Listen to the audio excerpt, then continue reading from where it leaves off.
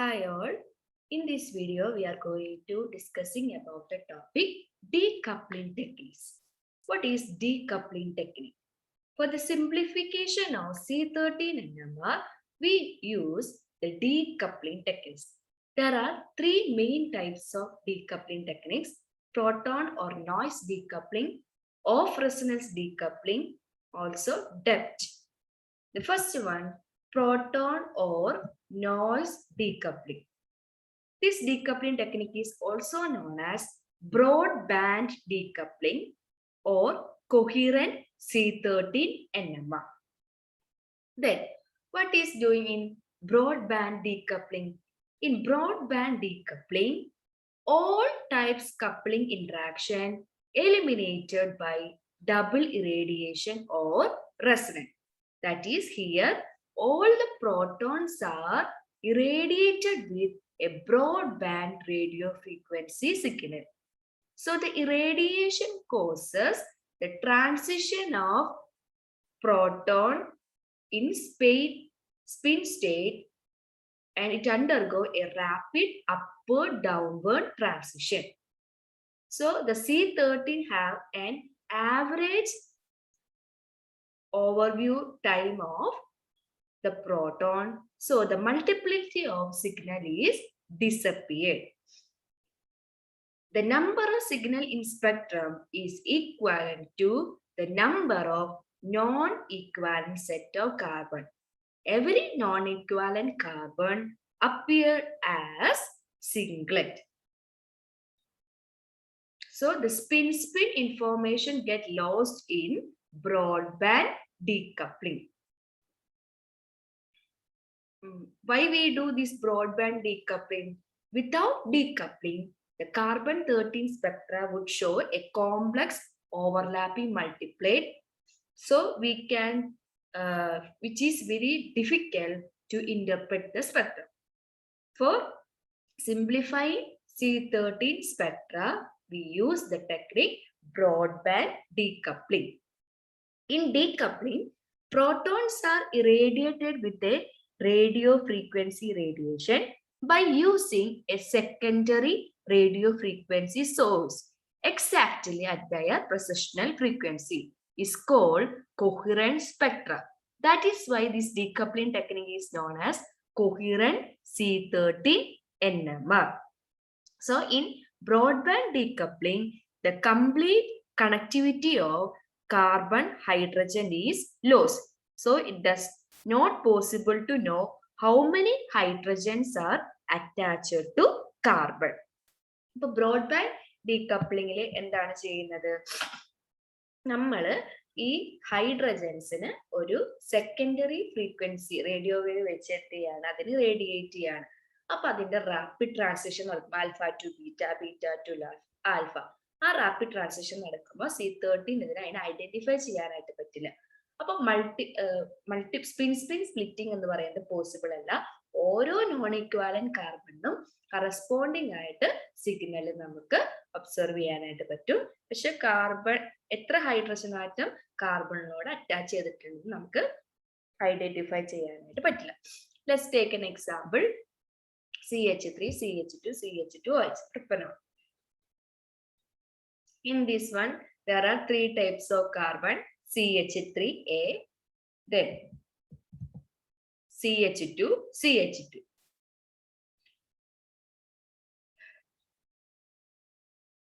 When we take the non-decoupling C13 spectra,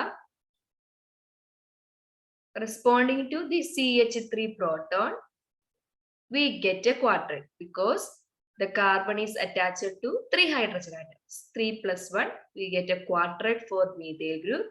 Then B, CH2 methylene group, we get a triplet because it is attached to 2 hydrogen atom. 2 plus 1, 3, we get a triplet. Again for the CH2, the C carbon atom, it also appears as a triplet because it attached to 2 hydrogen atom.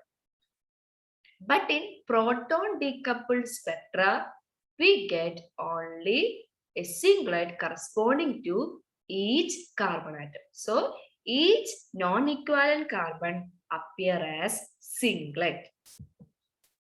Okay, take another example, ethyl phenyl acetate. This is the compound in which we can see that for this CH3, it appeared as a quadrate because carbon is attached to 3 hydrogen atoms. So corresponding to that, we get a quadrate. Then next peak is corresponding to the CH2CO. CH2CO. Here we know that since carbon is attached to 2 hydrogen atoms, we get a triplet corresponding to that.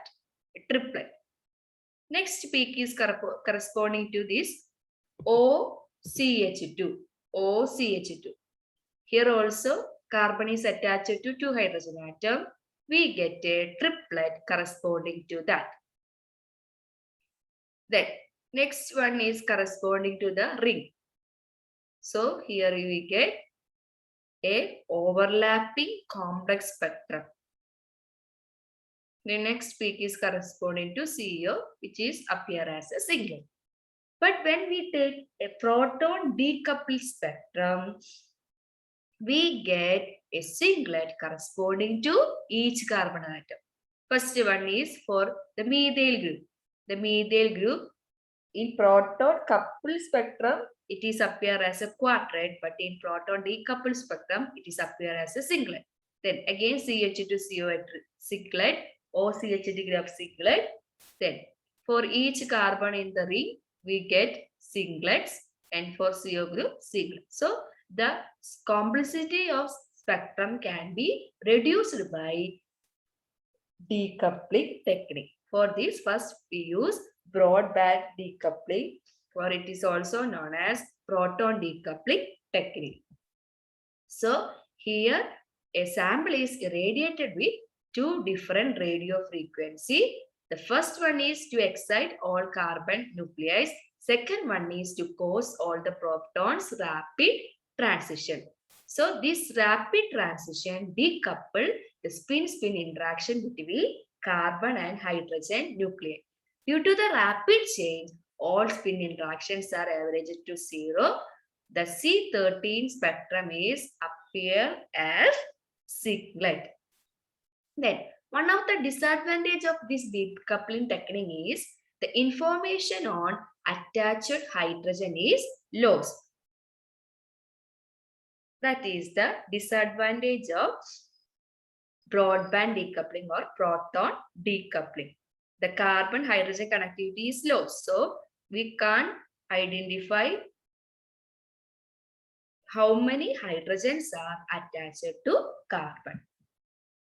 Then second technique is off-resonance decoupling. In off-resonance decoupling, all type of long-range coupling is eliminated. Short range or one-bond decoupling, one-bond coupling is retained. So the signal is appears with splitting the rule. The rule is n+1. The complete splitting of signal is due to the strong coupling. Compared to the broadband coupling, it is complex spectra, but it gives the information about carbon hydrogen connectivity. ഇവിടെ നമ്മൾ ചെയ്യുന്നത് എന്താണ്? Complete decoupling ചെയ്യുന്നില്ല, one bone coupling allowed ആണ്. Long range couplings എല്ലാം eliminate ചെയ്യാണ് ചെയ്യുന്നത്. അങ്ങനെയാണ് ഇവിടെ നമ്മൾ ഡീകപ്ലിംഗ് ടെക്നിക്ക് ചെയ്യുന്നത്. അപ്പോൾ ഓരോ കാർബണോടും എത്ര ഹൈഡ്രജൻ ആറ്റം അറ്റാച്ച് ചെയ്തിരിക്കണമെന്ന് നമുക്ക് കാണാനായിട്ട് പറ്റും. അവിടെ n+1 റൂൾ അപ്ലൈ ചെയ്ത് സ്പ്ലിറ്റിംഗ് നടക്കുന്നുണ്ടാവും. പക്ഷെ വൺ ബോൺ കപ്ലിംഗ് മാത്രമാണ് നമ്മൾ റിട്ടൈൻ ചെയ്യുന്നത്. ലോങ് റേഞ്ച് കപ്ലിംഗ്സ് എല്ലാം തന്നെ എന്ത് ചെയ്യാണ്? എലിമിനേറ്റ് ചെയ്യാണ് ചെയ്യുന്നത്. അപ്പൊ ബ്രോഡ്ബാൻഡ് കപ്ലിങ്ങിനെ കമ്പയർ ചെയ്യുമ്പോൾ ഓഫ് റെസൊണൻസ് ഡീകപ്ലിംഗ് എന്ന് പറയുന്നത് എന്താണ്? കുറച്ചും കൂടി കോംപ്ലക്സ് ആണ്. ഇപ്പൊ അതിൽ CH3 പ്രോട്ടോൺസ് ഉണ്ടെങ്കിൽ അത് എത്രയായിട്ടായിരിക്കും നമുക്ക് കാണാനായിട്ട് പറ്റുക? 3 ഹൈഡ്രജൻസ് ആണ് attach. So it appear as A quadrate. the intensity follow Pascal's triangle. So the ratio is 1:3:3:1. The next one, CH2 proton.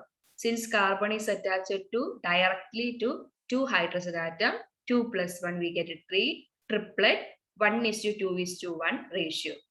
Then again CH. Since carbon is attached to one hydrogen atom, 1 plus 1, we get a doublet corresponding to CH proton, 1:1 ratio. So here the short range or one bond coupling retain, long range couplings are eliminated. Let's take an example. 1,2,2 trichloropropane. 1,2,2 trichloropropane.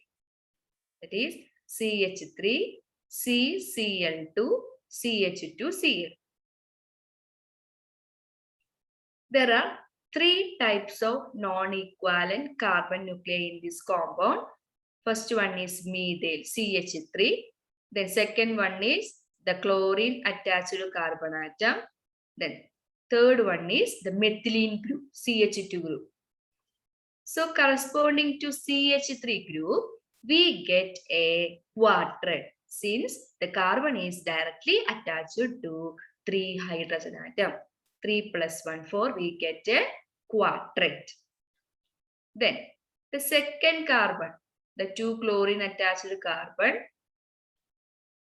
which is appear as a singlet. Since there is no direct hydrogen atom attached to that carbon, we get a singlet. Then for CH2, since the carbon is directly attached to 2 hydrogen atom, we get a triplet corresponding to that. So it gives information about the number of hydrogen atom directly attached to each carbon atom. This is off-resonance decoupling technique. In this, long range couplings are eliminated and one bond couplings are retained. So signal appears with a splitting. It gives also information about the carbon-hydrogen connectivity. Then third technique is depth, dissociationless enhancement of polarization transfer. Distortionless enhancement by polarization transfer. In this type of double irradiation, recording of NMR can be carried out at different pulse angle with complete decoupling of proton. In this technique, we can determine the presence of primary, secondary, and tertiary carbon atom. So the depth experiment differentiate between CH, CH2 and CH3 group by variation of selection of angle parameter. Here the radio frequency for C13 at 45 degree, 90 degree and 135 degree. ഇവിടെ നമ്മൾ ചെയ്യുന്നത് പല pulse ആംഗിളിൽ same experiment run ചെയ്യും.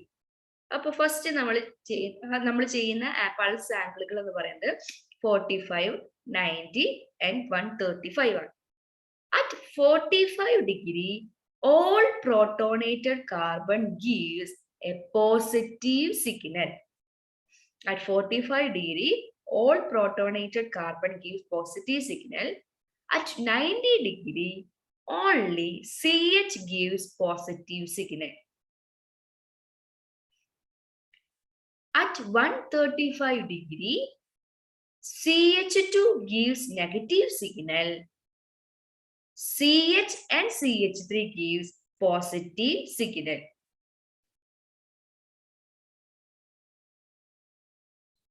So at 45 degree, എല്ലാ protonated ആയിട്ടുള്ള carbons അവിടെ നമുക്ക് പോസിറ്റീവ് ആയിട്ടുള്ള സിഗ്നൽസ് തരും. ഇനി 90 ഡിഗ്രി എടുക്കുകയാണെങ്കിലോ 90 ഡിഗ്രിയില് CH ഗ്രൂപ്പ് മാത്രമാണ് നമുക്ക് എന്ത് തരുന്നത്? പോസിറ്റീവ് സിഗ്നൽ തരുന്നത്.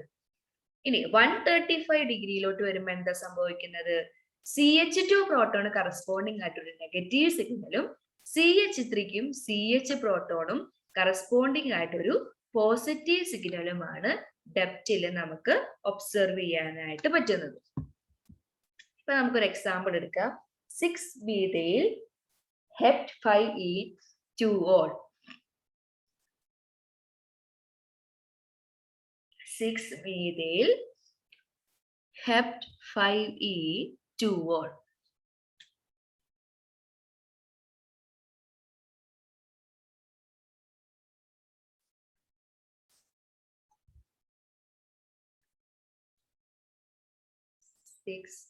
Methyl hept5e2-ol.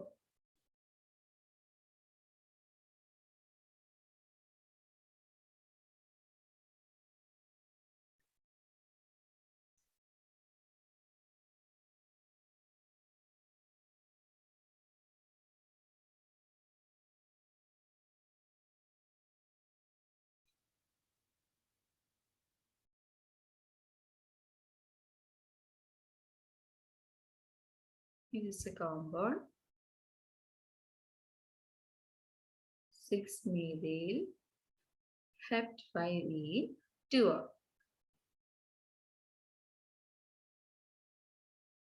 There are 3 hydrogen atoms. Then here CHOL, CH2, CH2, CH, then CH3. When we observe the depth spectrum at 45 degree, at 45 degree,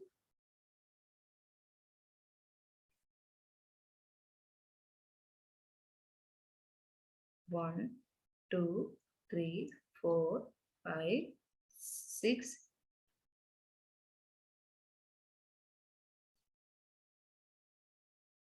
these 2 methyl groups are equivalent. 7. At 45 degree, we can see a positive signal corresponding to all protonated carbon. That is, first carbon, second carbon, third carbon, fourth carbon, fifth carbon, and 7th carbon.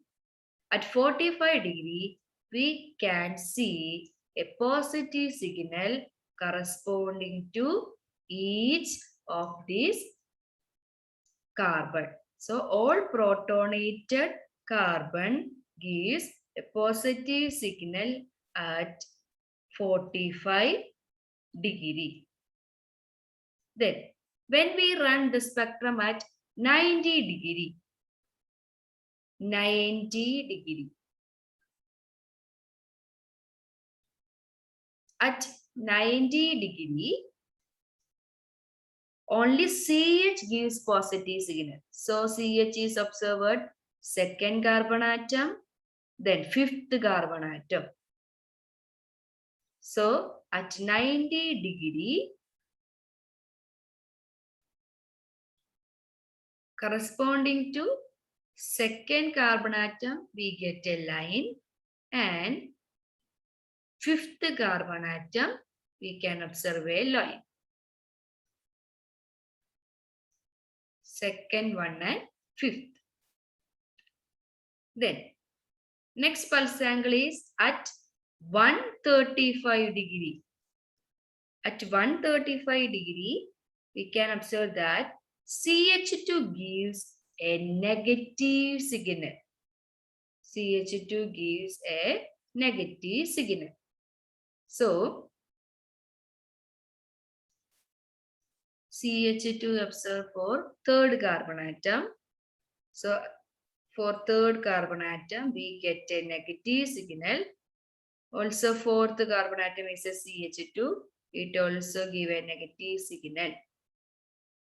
So corresponding to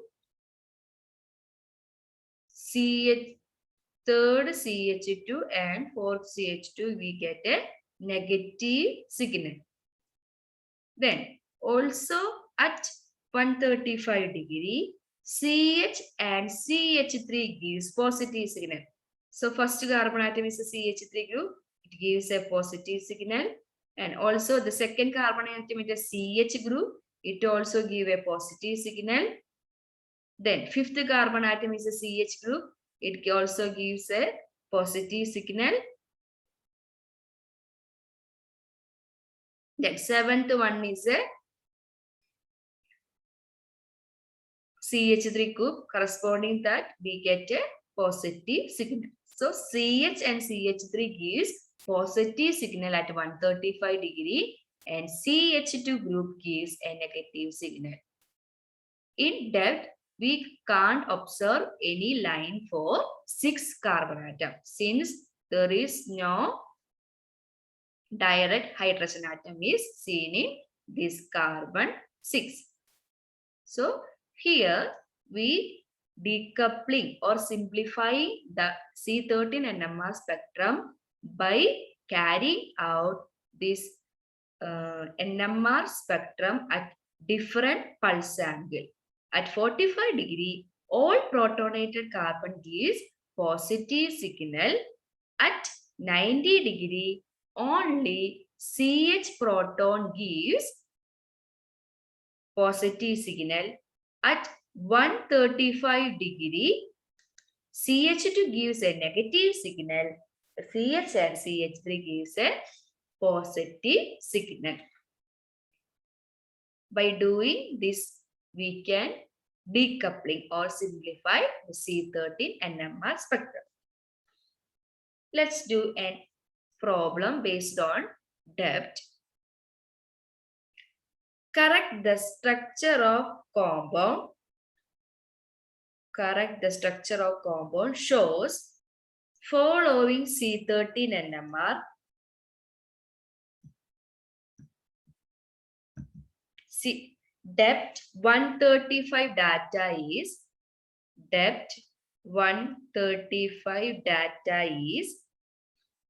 negative peaks at delta 30.2, 31.9, 61.8 and 114.7. And it shows a positive peak at 130.4 ppm. Identify the correct compound. The options are A,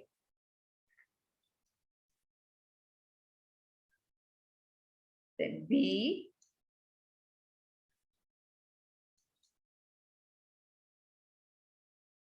C, and D.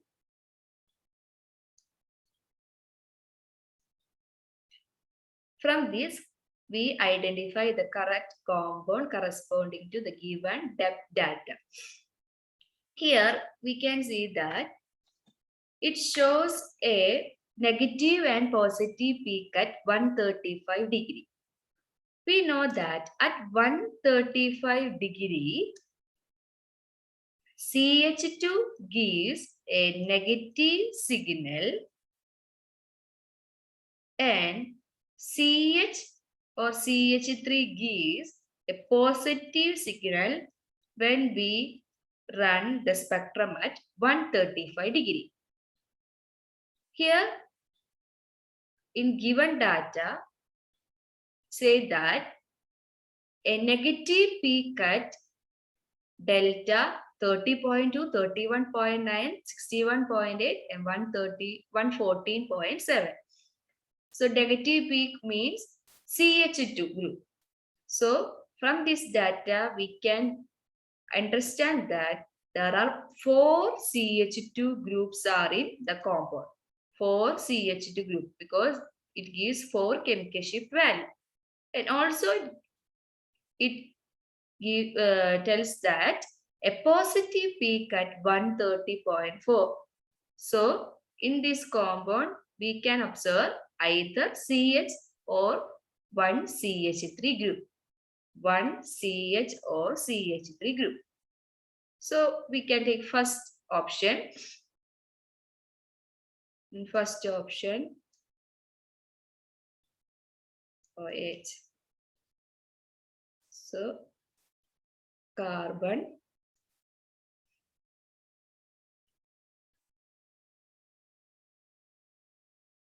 CH2, here carbon CH2, carbon CH2,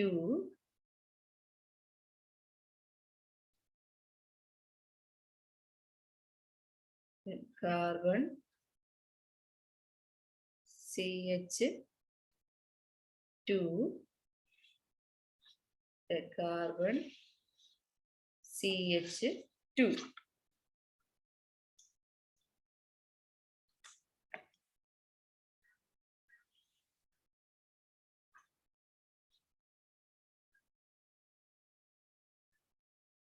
CH2, sorry, it's only CH. 1, 2, 3, 4.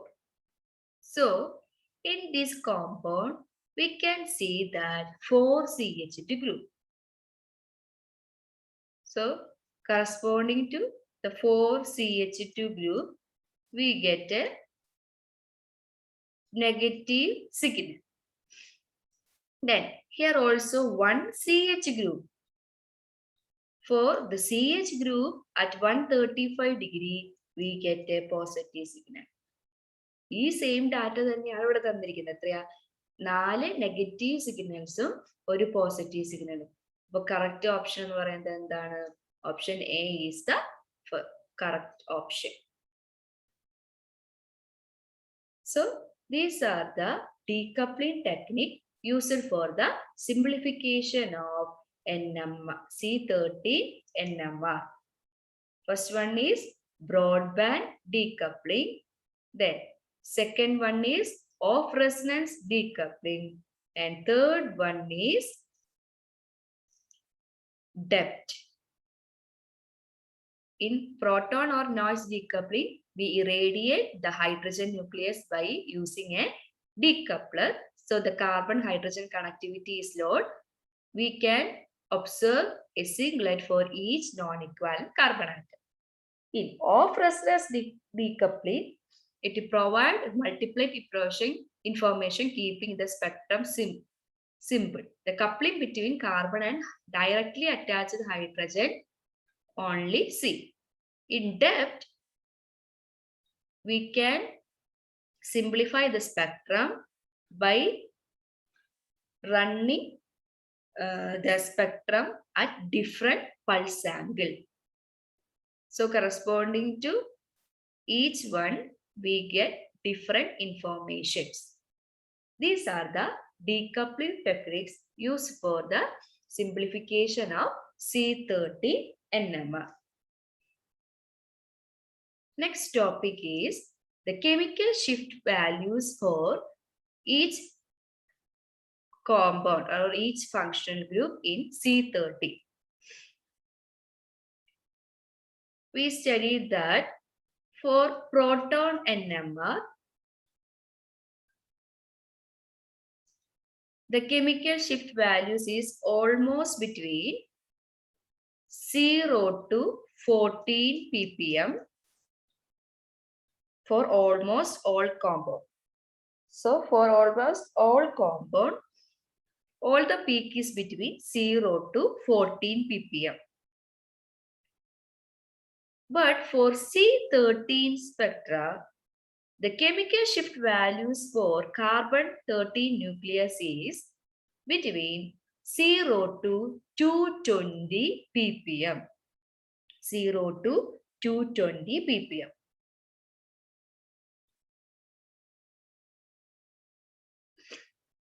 Since this range is very short, the overlap will happen. Also, the separation between the peak is small for proton NMR. But for C13 nucleus, since it is a long range, peaks are well separated. Also, the difference between the peaks will be very high.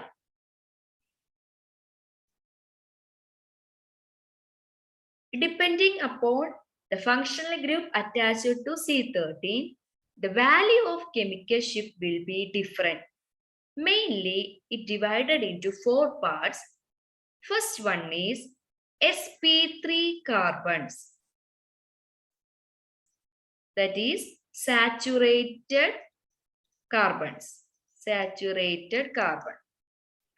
For this, the primary groups, that is CH3 group, shows a chemical shift between 8 to 20. Then for secondary CH2 group, we can observe at 15 to 55. For CH, we can observe chemical shift at 20 to 60. That is the first part. Then second part is the sp3 carbon with electronegative atom.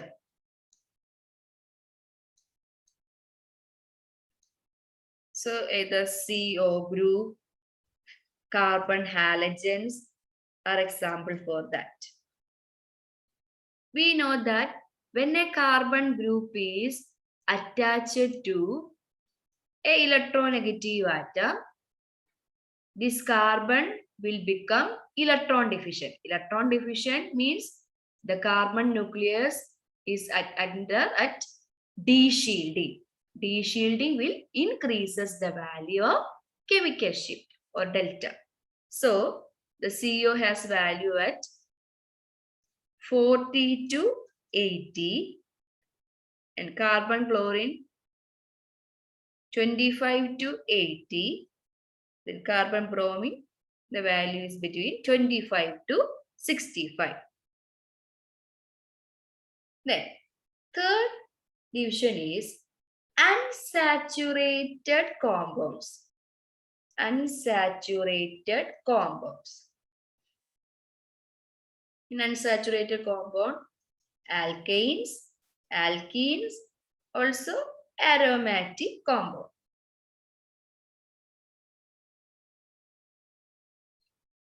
For alkane, it's between 65 to 90. Then alkene, 100 to 150. Then aromatic, 110 to 175. How can we explain the value of alkane and alkene? By using anisotropy. This already we have studied. Anisotropic technique വെച്ചിട്ട് നമുക്ക് ഇതിന്റെ value എന്തുകൊണ്ട് ഇങ്ങനെ വന്നുവെന്ന് explain ചെയ്യാനായിട്ട് പറ്റും. Then fourth division is for carbonyl compound. Carbonyl compounds. The carbonyl compound corresponding to CO. For acid, amides, esters and anhydrides. You can see chemical shift between 155 to 185 region.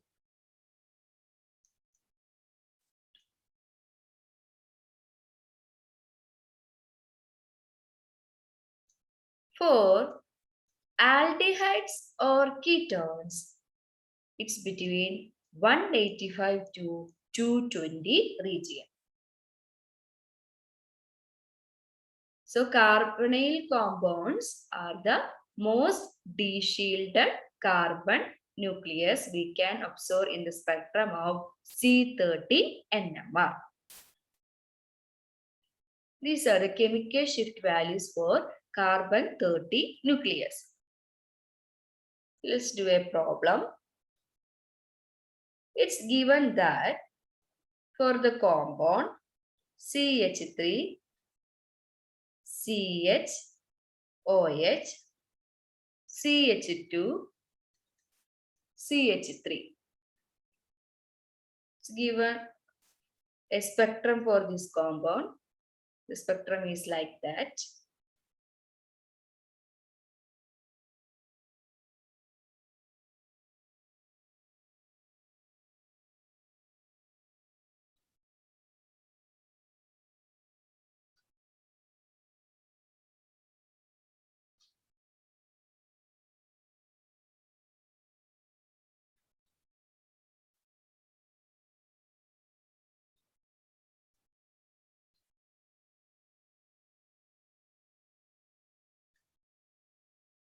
Between 80 to 60, that is at 70 a peak, and also at between 30 and 40 a peak, and near 20 also we can observe a peak, and at 10 we can observe a peak.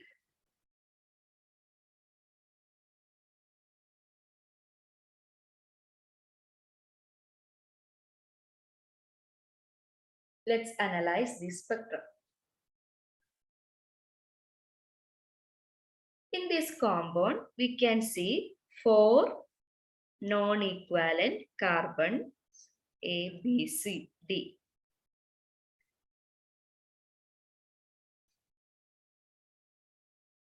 Here, we can see that the second, that is B, CH, is directly attached to OH group. That is, we can observe CO group at B.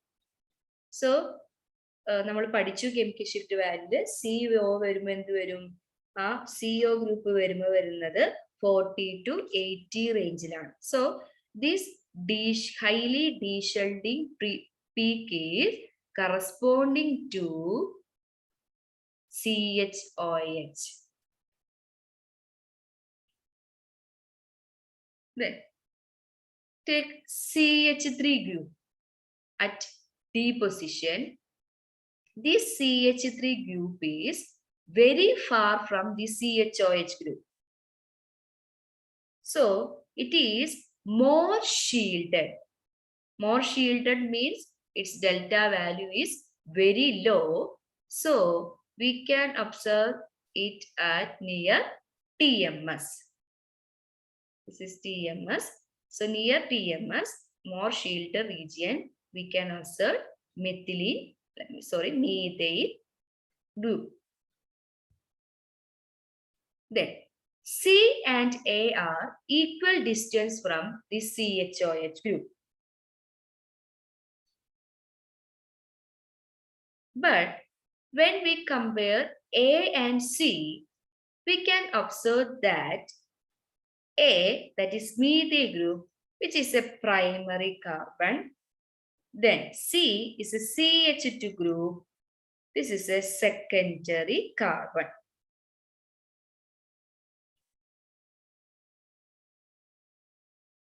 So the secondary carbon has high chemical shift value than primary carbon.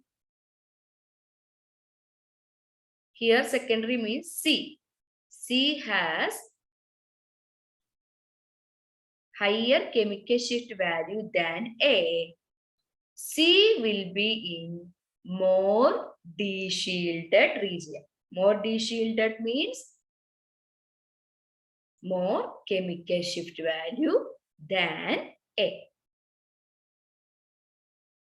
ഇങ്ങനെ നമുക്കൊരു spectrum കിട്ടിയാൽ അതിനെ analyse ചെയ്യാനായിട്ട് പറ്റും. Chemical shift value അറിയുകയാണെങ്കിൽ അതിനെ affect ചെയ്യുന്ന factors ഇതൊക്കെയാണ് അറിയുകയാണെങ്കിൽ നമുക്ക് എന്ത് ചെയ്യാൻ പറ്റും? ഓരോ കോമ്പൗണ്ടിന്റെയും സ്പെക്ട്രത്തിനെ അനലൈസ് ചെയ്യാനായിട്ട് പറ്റും. അപ്പോൾ corresponding to each functional group, each one has a standard chemical shift value.